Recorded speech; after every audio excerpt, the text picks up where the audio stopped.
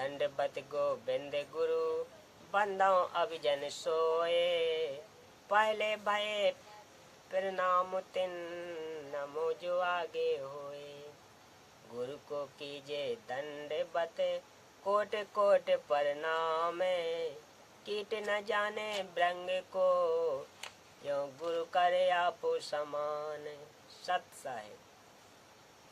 परमेश्वर कबीर जी की प्रिय आत्माओं, सर्व संगत को दास का शुभ आशीर्वाद। सतपुरुष कबीर बंदी छोड़ जी आपकी भक्ति की रक्षा करे।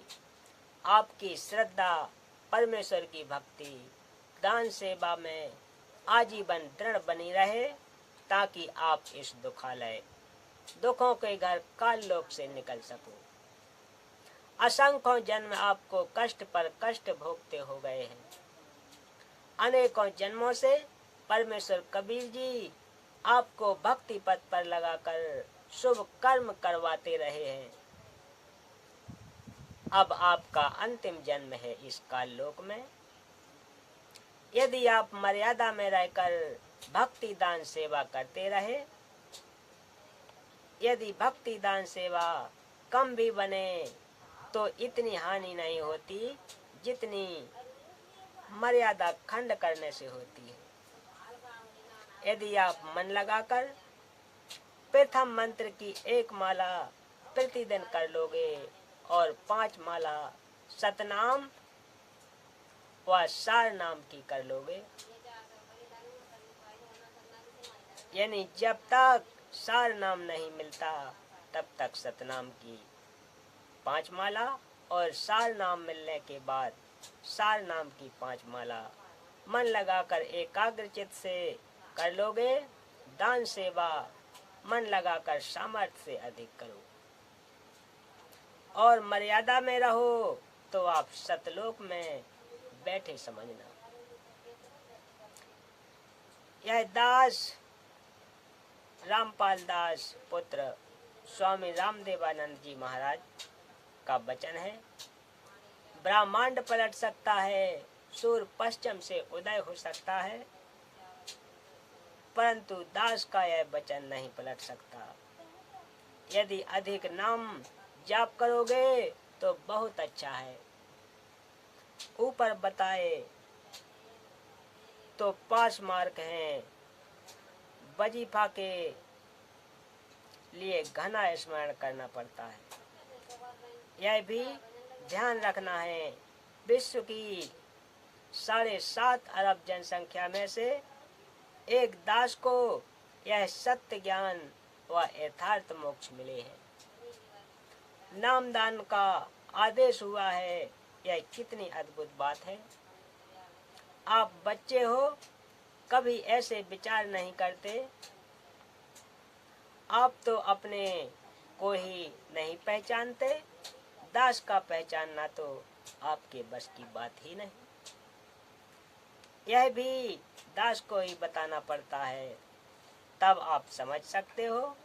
आप वो नेक आत्मा हो जिनके विषय में संत गरीबदास जी ने कहा है, गरीब लखबर सुराजू जहीं, लखबर सावंत दे, लखबर यति जहान में, तब सतगुरु शरणा ले। इस वाणी के अर्थ को आप बहुत बार सुन चुके हैं। समझ लेना कि आप कौन हैं। अब आपको सतगुरु जी ने शरण में ले लिया है, इस अवसर को चूकना मत, नहीं तो गरीब दास यह भक्त जात है, रोवेंगे इस पहरे नू। दास कौन है, यह भी संकेत दास ने ही देना पड़ेगा, जिसके विषय में परमेश्वर के लाल संत गरीबदास जी ने निम्न वाणी कही है, गरीब तत्व भेद कोई ना कह रे, झूम करा पैसे ऊपर नाच सुनो रे, झूम करा कोट्यो बंद कोई नहीं रे, झूम करा अरबों में कोई गरग सुनो रे, झूम करा। विश्व की 7.5 अरब से ऊपर जनसंख्या में दास के अतिरिक्त किसी के पास यह ज्ञान व भक्ति विधि नहीं है। आप दास को हल्के में मत लो, अन्यथा 600 वर्ष पुरानी गलती फिर कर बैठोगे। जब परमेश्वर कबीर जी काशी नगर में चुलाहे रूप में प्रगटे थे, संगत को विश्वास नहीं हुआ था कि ये निर्धन अशिक्षित जुलाहा परमेश्वर है। तब परमेश्वर ने लीला की थी। एक बेटी जो कर्म की मार से बेश्या बनी थी, हाथी पर बैठाया, बोतल में गंगा जल भरा था। आपने उसे शराब समझा था। बेश्या के गले में बाएं डाले हुए शराब पीते हुए परमेश्वर को आपने भड़ुआ व्यभिचारी समझा था। अपना अनमोल अवसर गंवाकर अब तक धक्के खा रहे हो। पूर्व वाली भूल से शिक्षा लेकर सतर्क होना चाहिए। परमेश्वर कबीर जी ने वर्तमान में आपके लिए ऐसे उपकरण टीवी चैनल व मोबाइल में बनवा दिए हैं कि जिनसे आप सत्संग सुन सको। घर बैठे सफर में कभी भी ज्ञान सुन सकते हो।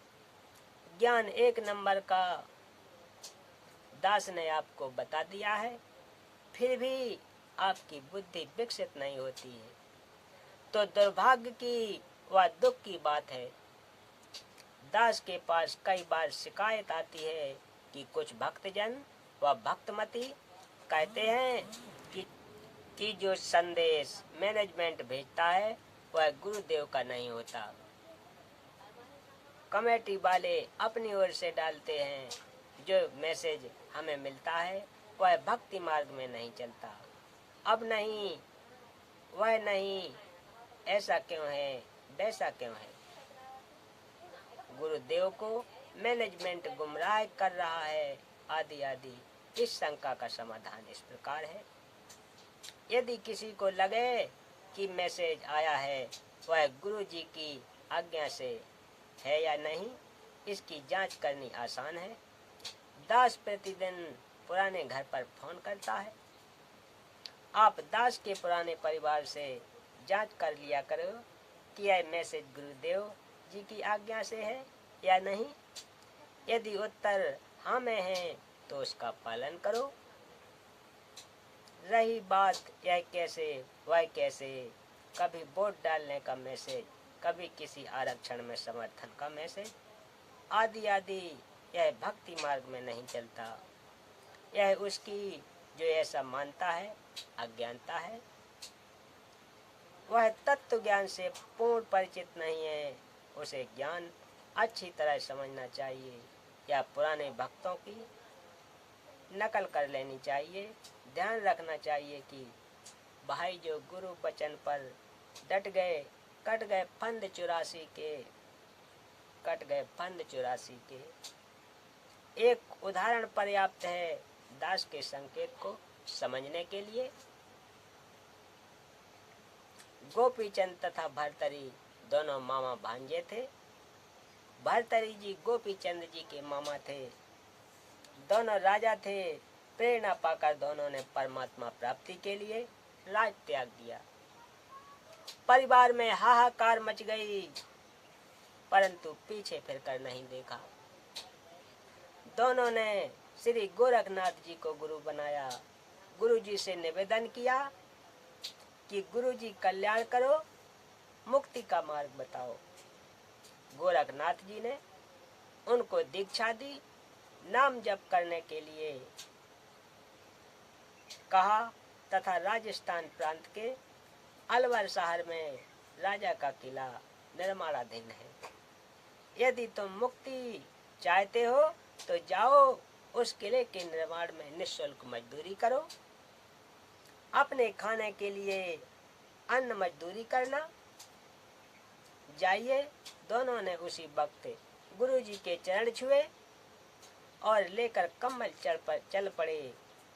12 वर्ष अलवर के किले में पत्थर ढोने की मजदूरी निःशुल्क की। खाने के लिए एक कुम्हार के बर्तन बनाने वाले व गार तैयार करने में कुमार की मदद करने लगे। केवल रोटी रोटी के लिए कुमार की पत्नी निर्भाग्य थी। वह रोटी भी खिलाना अच्छा नहीं समझती। उसने अपने पति के खाने के लिए ही रोटी भेजी, गोपीचंद तथा भर्तृहरि के लिए नहीं भेजी। कुम्हार देव पुरुष था, दयावान था। उसने अपने हिस्से के भोजन के 3 भाग करता। तीनों समान भोजन खाते थे। जैसे 9 रोटी कुमार को मिलती तो 3-3 रोटी खा लेते थे। जैसे तैसे 12 वर्ष पूरे किए, सफलता पाई। आज गोपीचंद तथा भर्तृहरि का महापुरुषों में नाम है। यदि वे यह विचार करते कि यह भक्ति मार्ग में नहीं चलता तो फेल हो जाते। गुरु जी का दिया नाम जाप किया, गुरु जी के वचन पर डटे रहे तो जो उस साधना से फल मिलना था वह प्राप्त कर लिया। परमेश्वर कबीर जी की प्रिय आत्माओं, विचार करो, इतना कुछ करके भी उन समर्पित कुर्बान आत्माओं का जन्म मरण नहीं मिटा। पहाड़ जैसा कष्ट ज्यों का त्यों पड़ा है। पता नहीं कब मानव जन्म मिलेगा। फिर सतगुरु वैसा ही काल की भक्ति बताने वाला मिल गया तो फिर वही दुर्गति तैयार है। वे दोनों राजा थे। उनके परिवार को यह समस्या नहीं थी कि उनके घर त्यागने से बच्चे भूखे मर जाएंगे। बच्चों को किसी वस्तु का अभाव नहीं था। गोपीचंद भर्तृहरि के घर त्याग देने से अन्य जनता को कोई लाभ नहीं मिला, केवल अपना ही कल्याण करवाया जितना गुरु गोरखनाथ कर सकता था। स्वर्ग गए हैं। स्वर्ग समय समाप्त होते ही 84 लाख प्राणियों के जीवन प्राप्त करने वाले चक्र में पड़कर करोड़ों जन्म भोगने के पश्चात मानव जन्म मिलेगा। अब दास की पहचान करो, कर सको तो। दास का जन्म यानी संत रामपाल जी महाराज के बारे में लिखा। दास का जन्म एक किसान परिवार जाति जाट में हुआ। पिताजी के पास 2 एकड़ जमीन थी। हम 6 भाई बहन हुए, 2 भाई 4 बहन। दास पढ़कर जूनियर इंजीनियर लगा। सन 1988 में गुरुदेव से दीक्षा की भीख मिली। सन 1994 में दास को नामदान करने का आदेश मिला। सन 1995 में दास के सामने 2 रास्ते थे। सत्संग पाठ करने वालों की संख्या बढ़ने लगी। नौकरी छोड़े बिना गुरु जी के वचन का पालन नहीं हो सकता था। दास के पुराने परिवार में 2 पुत्र वीरेंद्र तथा मनोज तथा 2 पुत्री मंजू तथा अंजू बेबी, कुल 4 बच्चे हैं। अनारो देवी दास की धर्म पत्नी है। 1 एकड़ जमीन, 2 बच्चों वीरेंद्र बेटा व अंजू बेटी का विवाह 1994 में किया। 2 बच्चे बेटी मंजू व बेटा मनोज छोटे थे, पढ़ रहे थे। नौकरी ही एकमात्र रोजगार का साधन था। अनारो देवी एक भैंस रखती थी। उससे घर का घी दूध ही चलता था। कुछ दूध बेचती थी जो भैंस के चारे की पूर्ति ही करता था।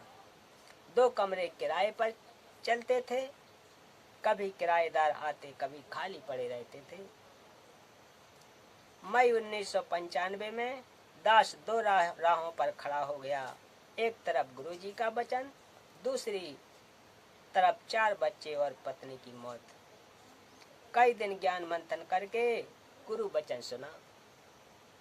दास को गुरुदेव की कृपा से ज्ञान ठीक से समझ आ गया था। फिर तनख्वाह से 50% दान धर्म गुरु जी की आज्ञा अनुसार करने लगा था। अन्य सत्संगी कहते थे कि भगत जी ऐसे कैसे काम चलेगा, बच्चों की ओर भी देख। दास धुन का पक्का है। जिस कार्य को करने की ठान ली, किसी की भी नहीं सुनी। सोचा करता था ये भक्तजन ज्ञान की बातें तो 1 नंबर की करते हैं, परंतु अमल एक आने का नहीं करते। वाणी तो यह कहती है कि गरीब सिर साटे की भगती, और कुछ नहीं बात सिर के साटे पाइए, अविगत अलख अनाथ। ये दान करने वाले को दान से मना करते हैं। परमात्मा सिर दान करने से मिल जाए तो भी प्राप्त करना चाहिए। ये नकली भक्त हैं। दास दान दोनों हाथों से करता था, जिस कारण से धन संग्रह नहीं हुआ था। जब दास ने घर त्यागा उस समय शायद 2000 रुपये अनारो देवी के पास होंगे।